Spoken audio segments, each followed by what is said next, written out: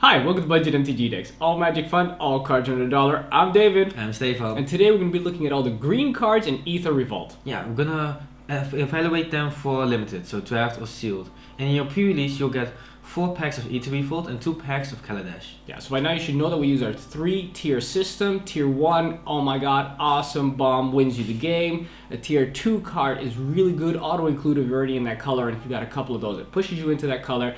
Tier 3 are your filler cards to make sure you got that mana curve sorted out. And finally, we have the rest of the cards, and we put those aside because they're too situational or just not that good. All right, let's start right off with the common cards.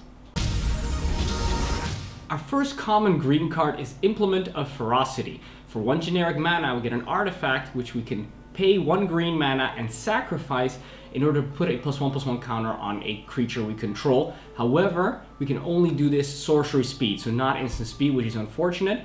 Also, when this card goes from the battlefield to the graveyard, we get to draw a card. We've seen these implements before, and we're not too excited about these. This one could be used as a filler card. I would put it in Tier 3 low because the +1/+1 counter, it's kind of nice, and of course it replaces itself, but the fact that it's sorcery speed really makes me hesitant to include it. Exactly, it's a really cheap card to use it, but if you have something else, that's probably better. Yeah, exactly. So next one, Unbridled Growth. 1 green, enchantment aura, enchant land. Enchanted land has tap, add 1 mana of any color to your mana pool. Sacrifice Unbridled Growth, draw a card. So it has some mana fixing, and later in the game you can draw a card from it if you don't need it anymore. So it's not really that great, especially if you're only playing 2 colors and if you're playing a lot of artifacts too. So you won't be really heavy in a lot of colors. So that's why I just put it aside. Yeah, exactly. It doesn't matter, ramp you in any way. So this does still take up a slot, even if it does replace itself later. Next card is Prey Upon. For 1 green. It's a sorcery that allows target creature we control to fight target creature we don't control. So this is basically green removal. Yeah. And I'm always quite happy to put it in. It's not fantastic because of course you do need to have a creature that has enough power to kill the other creature and not die in the process itself. So it is very situational. But as far as green's concerned, I see it as a solid Tier 3 filler removal card. Exactly, it is removal, and yeah, you don't really get much better things in green anyways, so yeah. Especially at 1 mana. Exactly. So next one, Verdant Automaton. 2 mana, it's a 1/2 construct, and for 3 and a green, you can put a +1/+1 counter on Verdant Automaton. I like this one because it's a mana sink, and it just keeps on going, because it's a counter that stays. But it's still a lot of mana, so it's a Tier 3 card, but if you need something, it's pretty good early game, pretty good later game, so yeah. Yeah, I'm not as excited about this card as Stefan is. I see for 2 mana, a 2/1, I just don't think that's enough, so I think early game, I don't think it's that good. I think late game, paying 4 mana for a +1/+1 counter, I think is just not enough. I mean, you're going to be paying 8 mana just to make this into a 3/4, which it's just way too much mana, I think, in my opinion. So I would probably put it aside, but if you are looking for something like this, then Tier 3, I mean, it can be a filler spot because of the potential of being okay early and okay late. Yeah, we'll have to see if it's actually a good card. Next card is Scrounging Bandar for generic and a green. So for 1 and a green, so for 2 mana we get a cat monkey, which should already be good right there because you're getting a cat monkey. It's a 0/0, but it comes into play with 2 +1/+1 counters, and at the beginning of your upkeep you may move any number of +1/+1 counters from this guy onto another target creature. So essentially it's a 2/2 for 2, so that's fine. That's right on curve. Yep. Right off the bat it's already Tier 3. But does the ability of moving those +1/+1 counters bring it over Tier 3? I don't think so. It gives you a little bit more versatility. I like that you can grow maybe your evasion creature, your creature with trample or flying or whatever, or a creature that's maybe more important for you. You want to keep that one a little bit safer. I kind of like that. Of course, it's not instant speed because you can only do it during your upkeep, so you lose a little bit of flexibility there. I think all in all, I think it's a very solid, very good Tier 3 card. Happy to include it. Exactly. It's always a choice, so you can do it if you want it and on whatever creature you want. So that's really nice. Yeah. So next one, Natural Obsolescence. it's a 1 and a green instant. Put target artifact on the bottom of its owner's library. So on instant speed for 2 mana, you can get rid of an artifact, and it doesn't trigger any die trigger. So that's actually really nice, and it will probably have a target in this set, so a good tier 3 card, because it's kind of removable, but yeah, it's pretty specific. Yeah, exactly. In other sets we would say put it aside. In this set, it's okay, you can put it in there. Exactly. I'd rather still have something that still hits creatures as well, Yeah, but of in course. this set it's okay. Next card we have is Druid of the Cowl for 1 and a green. So for 2 mana we get a 1/3 elf Druid. That's on curve as well. That's a fine power and body. Plus tap for 1 green to our mana pool. So it also mana ramps us. Now this is really strong. It's got a very decent body. It's got a very relevant ability for green to be able to give us extra mana on top of that. It blocks early. It gives us mana early. Late game, maybe a little bit less strong, but early game, it is so incredibly strong. I see myself playing this every single time in green, tier 2. Exactly. High Spire Infusion is the next one. It's 1 and a green, it's instant. Target creature gets +3/+3 until end of turn, and you get 2 energy counters. So that's actually pretty nice. It's a combat trick with an extra energy attached to it. And we've seen 2 energies, a lot of things that use just 2 energy. Yeah. So I like this one. It's just a good tier 3 card. Yeah, even if it would not give us the energy, I still would see it as quite playable and limited. Yeah. Because that plus, think about it, even if you only have a 1/1, that makes it into a 4/4. That's going to kill anything. So very, very strong. Tier 3, good filler. Of course, you do need to have the creature. It doesn't need to be in combat, so that doesn't bring it up higher, but still good. Aether Stream Leopard is next for 2 and a green. So for 3 mana, we get a 2/3 cat with trample. Okay, pretty cool. It's got evasion. And when this guy enters the battlefield, you get an energy counter. Cool, okay, nice little extra energy on top of that. And when this guy attacks, you get to pay an energy, and if you do, it gets +2/+0 to the end of turn. Cool, so now it's a 4/3. So basically, you can pop this down on turn 3, and then turn 4, you're attacking with a 4/3 Trampler, which I think is actually really, really strong. Plus, it's a place where we can also put extra energy that we get maybe from our High Spire Infusion, for example. Good early, good late. I say solid filler. Is it an auto include? I don't think so, but very high on the tier 3 list. Exactly. It's because it's a 3 mana 2/3, which isn't that bad, and I like the trample. Yeah. So yeah. Silk Weaver Elite, 2 and a green. It's a 2/2 elf archer with reach, and it has Revolt. When she enters the battlefield, if your opponent you control left the battlefield this turn, you can also draw a card. So if you activate the Revolt, you can draw an extra card. With 3 mana 2/2 with reach, it's not bad at all. So it's just a good tier 3. Yeah. Normally, I would say this one's much worse than the card we just saw. So then you say, okay, how can both of these be turn 3? Because I think, yeah, the 2/2 body and the reach is just not enough to put it in line with the 2/3 trample body with the potential to get +2/+0. However, that Revolt, when you're able to get that, also replaces itself, and that brings it up to the point where I think, okay, then you're getting quite a good amount of value to be able to block so efficiently with this thing. Exactly. Because we have seen not a lot of creatures in the air are actually bigger than this. Correct, yeah. So they're really more expensive. And if you can also draw a card with it, that's just really nice. Yeah, no, you're not going to be unhappy playing that. Aether Herder is next for 3 and a green. So for 4 mana, we get a 3/3 elf artificer druid. So right off the bat, the body is fine for what you're paying for, which is quite common for green, of course, obviously. And when he enters the battlefield, we get 2 energy. All right, cool. It's nice that we get energy, but this guy, whenever he attacks, we can also pay 2 energy, and then we get to create a 1/1 colorless servo creature token. So now all of a sudden, because you get the energy and you can pay that energy when you attack, you're essentially for 4 mana getting 4 power and toughness over 2 bodies, and that is a great deal. Tier 3, I don't know if it's enough to push it over to tier 2, because we've seen the other ones of this cycle. They're cheaper. So you're getting this kind of effect much easier, you can attack much efficiently, but 3/3 body is also very strong. I'm going to still put it tier 3, but high on the tier 3 ladder. Yeah, I would like it more if it gets a +1/+1 counter, because of the 1/1 is a separate body. Yeah. I don't really like this much because it cannot attack as efficiently. Yeah, good so point. that's why I like it as tier 3. Yeah, it would have been tier 2 if it would have gotten a counter. Yeah. Exactly. Yeah. So next one, Lifecraft Cavalry, 4 and a green. It's a 4/4 elf warrior with trample and has Revolt.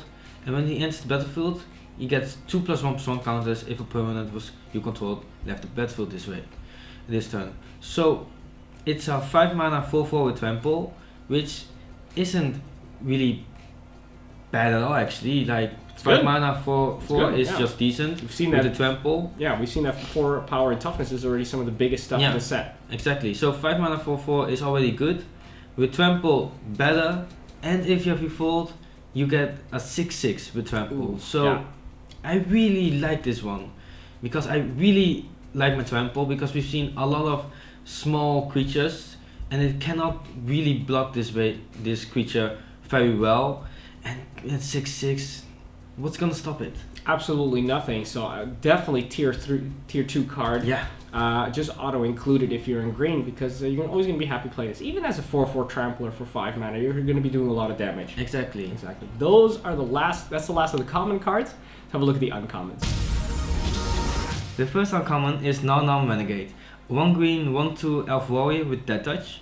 Enters Revolt, and when something left the battlefield this turn, it gets a +1/+1 counter. Yeah, of yours. Yeah. Yeah. So if it's a 1 mana 2/3 or 1/2 with death touch, and that's really nice because if you have the Revolt, it can also just block bears with its 2/3 body for 1 mana, and the death touch is just really good. Yeah. So tier 2 for me. Yeah, absolutely. I mean, you know me, I love my 1/1s with Death Touch for 1 mana in limited. I think it's a very great deal. I love this effect. I love this kind of creature. With potential upside on top of that, sign me up. I would definitely play this all night, all day long, or all night long, depending on when you're playing, or afternoon, you know, why limit yourself. And also it's very exciting that the name kind of allows itself for me to say, okay, I'm blocking with my Num Renegade, because, you know, it kind of sounds like he's hungry. So I think that's pretty cool. Not really relevant for gameplay, but He has been really excited about this. I like calling it Num Renegade, but please don't emulate that. Next card, yeah, tier 2 for me as well. Yeah. Next card, Lifecraft Awakening for X and a green. We get an instant that states put X +1/+1 counters on target artifact you control. And then if it isn't a creature or vehicle, then it becomes a 0/0 construct artifact creature. So in essence, you're going to put this on any of your artifacts, so your artifacts that aren't creatures, your artifacts that are creatures, or your vehicles. And everything but the vehicles will basically be or become creatures. And of course, your vehicle, you can still crew it and then make it into a creature. So it has some versatility. The fact that it's instant speed brings it from a card that I would put aside to a tier 3 card, because it does have function in, if you have just a few artifacts, you don't even have to have a lot. It can be quite the surprise for people to attack into you thinking, oh, you don't have a blocker because all you have is an artifact that's not even a creature, and then also you turn it into a creature. Or you can put this on your vehicle. It has versatility. I would say, okay, filler card. Yeah. Yeah, exactly. I just really am sad because it doesn't animate the vehicles. Yeah. But then just say Num Renegade a couple of times and then you won't be sad anymore. Oh, is that it? Yeah, that's how you do Num Renegade. There you go. So next one, Hidden Herbalist. 1 and a green. It's a 2/2 human druid. So yeah, that's already decent. It's a bear. But with Revolt, if something of yours left the battlefield this turn, you get 2 green to your mana pool. So you play this, if you have Revolt, you get 2 green back. Yeah. So it's essentially free.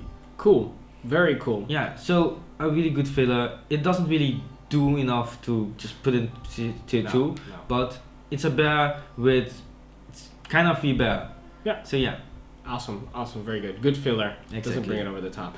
Morph Revolutionary for 1 and 2 green. So for 3 mana, we get a 3/3 human warrior. That's a great deal right off the bat. That is really nice. I'm very happy playing a 3/3 for 3. On top of that, it's also got trample. Awesome. Very, very good. And also when it enters the battlefield or when it dies, for each counter on target permanent or player, give that permanent or player another counter of that kind. So we get to, it could be energy counters, +1/+1 counters, whatever you want. You get to do it when he enters the battlefield, plus when he leaves, so he does it twice. So you get 3/3, trample, twice for 3 mana. Awesome. Play it, tier 2. Exactly. Nothing more And it's to got say. an awesome sword. It does. Reminiscent of that shooting game. Halo. Yeah. Yeah, there you go. Pima, Aether Seer. Everybody's going to go crazy typing the name otherwise if I was going to miss that. So I'm glad we saved that one. So the next one, Pima, Aether Seer. 3 and a green. It's a 3/2 elf druid. And when she enters the battlefield, you get amount of energy counters equal to the greatest power among your creatures. So it's at least 3 energy counters because it's after she enters the battlefield. So if you get bigger creatures than that, it's just even more, but at least 3. and you can pay 3 energy counters, and target creature blocks this turn if able. So you can, it enters the battlefield, you get 3 energy counters, and then you can pay immediately the 3 energy counters to make something block. And that's actually really nice, and that's why I put it tier 2, because a decent body and a good effect. Absolutely. It's kind of removal when you think about it, because worst case scenario, you're playing this on turn 4, then turn 5, you're going to attack with this girl, and then have the most annoying creature that you want to kill of your opponent have to block. Of course, they can also double block, triple block to also kill your Pima Aether Seer, but you still killed the thing that you really wanted to get rid of, and 3 power can probably do that. Exactly. Yeah, very nice. Life Crafter's Gift is next for 3 and a green, so for 4 mana we get an instant. It says put +1/+1 counter on target creature, then put a +1/+1 counter on each creature you control with a +1/+1 counter on it. So it could be a scenario where you're just putting 2 +1/+1 counters on a creature, and there's potentially a chance that it's more, but I just don't see there's enough cards giving +1/+1 counters in this set to have that be a valid strategy in your pre-release. So I'm going to say put it aside. Yeah, exactly. We haven't seen much that just gives a lot of +1/+1 counters, and you will probably not see many things with it anyways. So that's why I just want to say put aside. Yeah. So next one, Witchkill Tosca. Talking about +1/+1 counters. It's 3 and 2 green, a 5/5, and a 5/5 beast. And when he enters the battlefield, put a +1/+1 counter on each other creature you control. So those cards in combination are really good, but this one is really good on its own. Yeah. So I would say tier 1, because a 5/5 is already really big, especially for 5 mana. Plus it boosts the rest of your team permanently. And if you only have like 2 other creatures on turn 5, that's pretty feasible. Then those get boosts up, and that's really important. Yeah. So yeah, if I see this, I want to play green. Yeah, just think about it. For if you only have those 2 creatures, for example, then you're getting 7 power and toughness for 5 mana, and that's just, you know, an okay, reasonable assumption on turn 5 that you have that. It could be way more if you're going token strategy or whatever. Exactly. And of course, those creatures can attack right away because they don't have summoning sickness, because you had those already before. So that it's so incredibly strong.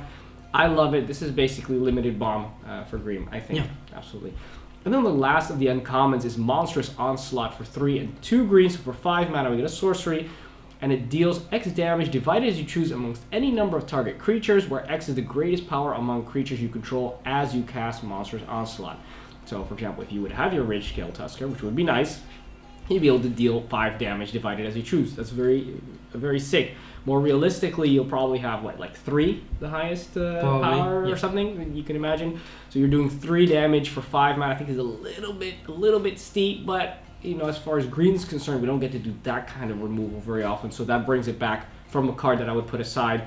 If you're really looking for your removal in green, then I would still put it as a tier 3. It's a filler card. You're probably going to get better removal, I think, if you've got other colors you're playing with. Exactly. But yeah, you can play it. You can definitely play it. Yeah, it's still direct damage, and you can divide it as you want. So that's really nice, the versatility. But yeah, you really need to have a decent creature to actually do something. Exactly. So it's also a situational. Yeah. Yeah. All right, those are the uncommons. Let's have a look at the rares. The first of our green rares is Greenbelt Rampager. For 1 green, we get a 3/4 elephant. Now you may already think, okay, wait, that's not right. What's going on over here? And when it enters the battlefield, you have to pay 2 energy counters. Otherwise, you have to return it back to your hand. But then you do get 1 energy counter. So in essence, how you can play this card is turn 1, you pop it down. You don't have the energy to pay for it, so you got to return it back to your hand. You get 1 energy. Turn 2, you play it again. Again, you don't have the 2 energy. You return it back to your hand, and then you've got 2 energy. And then with your second mana, because it's turn 2, you play it a 3rd time. Now you do have that 2 mana, and now on turn 2, you have a 3/4 that you can attack with next turn, and that is insane. Yeah, I mean, attacking with a 3/4 on turn 3, poof. That's nasty. And every single time you do not pay the 2 energy, you trigger Revolt. Yeah, as well. So 1 mana triggering Revolt, giving you energy, is a 3/4. I mean, what more do you want? It's got functionality all over the place. Yeah, all so over the place. tier 1. Yeah, exactly. Start looking at that green when you pull this Exactly. guy. Yeah. Greenville Liberator. 1 and a green, a 2/1 elf warrior with Revolt. And when she enters battlefield, she gets 2+1/+1 counter if something left the battlefield on your control this turn. So it's a 2/1 for 2, which isn't that great, but with Revolt, it's a 4/3 with Revolt, and that's actually pretty nice. But you're not going to have that Revolt on turn 2. Exactly, and so will later, unless you have the greenbelt rampage. Yeah. But yeah, actually still not, because it will be turn 3. Yeah. So unlikely. Exactly, it's a tier 3 card because it's a good card, and it will have to trigger later in the game, and then it's still a decent card, but is it enough? As a filler? Yeah. As a filler, yeah. If you don't have any other better 2-drops, then that's fine. Exactly. It's a 2-drop that can still trade with a bear. Yeah, It so also yeah. dies to 1/1s, I don't know. Tier 3. Exactly. Don't put it any higher than that. Next card, Heroic Intervention for 1 and a green. So for 2 mana, we get an instant that gives permanents we control hexproof and indestructible until the end of turn. This is super strong. Normally, I don't really like an effect that only counters one spell, for example, or allows us to protect our bomb 1 turn. But this gives us so much versatility in the sense that it protects all of our stuff, and it allows us to also have combat math that really puts your opponent at a disadvantage, because all your permanents have indestructible and hexproof, which is so much better than just protecting your 1 bomb 1 time.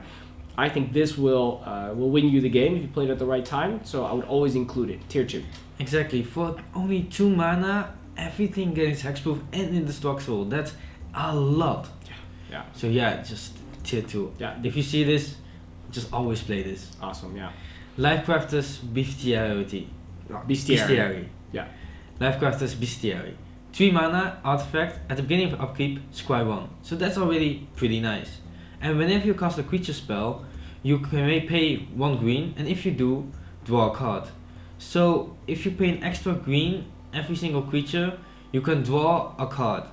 And you can scry 1 every upkeep of yours then. But yeah, I really like this one, and if I'm green, I'm playing this. Automatically, yeah. Exactly. Yeah, I even splash for green if you see this one. Yeah, it's so I mean, good. the scrying one is already good, and the drawing cards is just extra gravy on top. Super nice. Yeah. Card advantage we discussed already. Unlimited is very, very important, and this just gives it to you reliably, half a card drop due to the scry.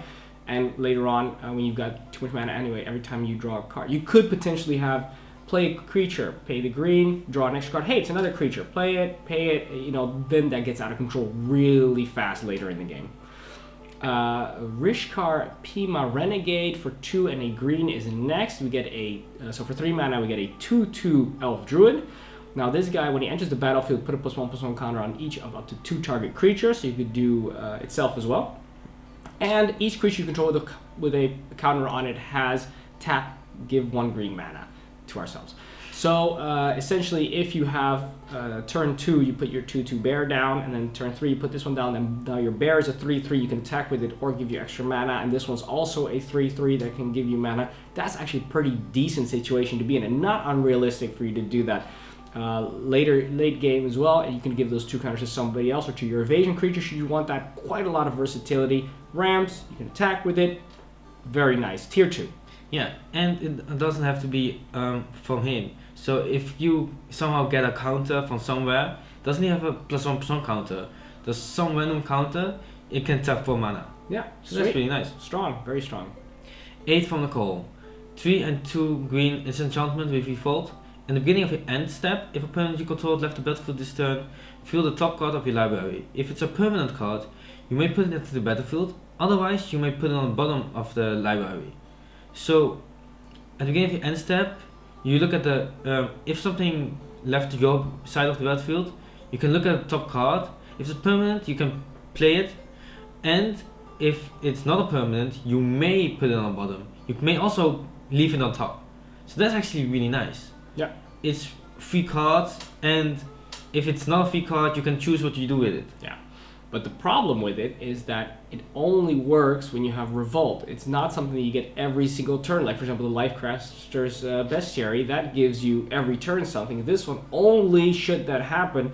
And for 5 mana, you have to jump to through a couple of hoops, and I don't think that it'll in the end give you enough cards, especially because you're not only playing permanents. Exactly. So that's why even when you do get a trigger, you could still have that feel bad moment when it's not a permanent. So I would say put it aside. Yeah, put it aside. Yeah. It's because the 5 mana, if you have 5 mana for this, you probably want a bomb for it, like a big creature instead of this. Yeah, or something that gives you something a little bit more reliably. Yeah. Yeah, exactly. So that's why I just put it aside, because you really need to refold, and if you're 5 mana, you're not doing anything on your 5 mana turn. So playing a creature versus not doing anything this turn to wait until later turn, maybe. Think about that scenario. You did jump through your hoops, you lost your creature thinking, then I'll have my revolt. You play this, you don't do anything else, and then what happens is you do get the revolt, you look at the card, it's an instant, you think, okay, that was great. It's a nice card, but for limited, no, don't do it. Next, and that is the last one of the rares, that is Rishkar's Expertise for 4 and 2 greens, so for 6 mana, so it's an expensive sorcery. We get to draw cards equal to the greatest power among creatures you control. Okay, that's pretty cool. And we get to cast a card with converted mana cost 5 or less from our hand without paying its mana cost. Okay, that is insane. It would not be unrealistic to say at turn 6 you have something which is 3 power, right? I mean, that's for green. That's very realistic. You have 3. So you would be drawing 3 cards, and then from all the cards you have in your hand, now all of a sudden you can pay anything of mana cost 5 or less for free.